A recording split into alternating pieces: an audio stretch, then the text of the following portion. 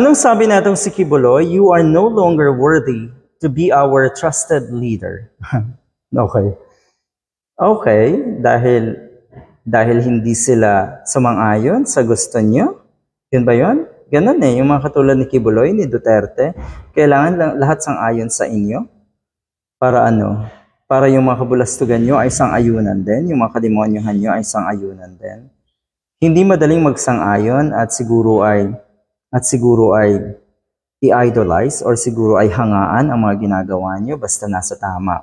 Pero hindi eh. Kadalasan kasi kademonyohan, kabulastugan at pang-aabuso ang ginagawa natong dalawang ito. Duterte, Digong at si Kibuloy.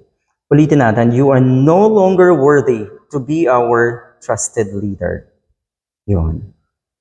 FBI most wanted and self-proclaimed appointed son of God Apollo Kibuloy calls on President Ferdinand Marcos Jr. to resign for allegedly conniving with the United States government to have him eliminated. Katulad ng sinabi ko, hindi ka dapat ma-eliminate agad.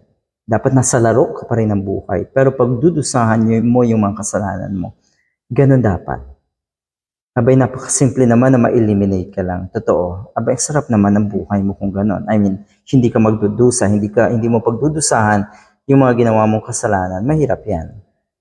Mahirap talaga yan.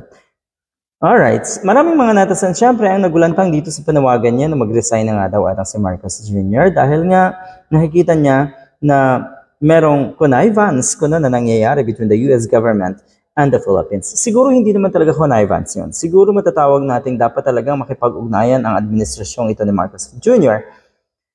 para nga patawan ng kaparusahan si Kibuloy o kaya ay humarap man lang sa mga investigasyon. Maraming investigasyon na dapat siyang harapin dito sa atin at syempre nga sa ibang bansa, sa US.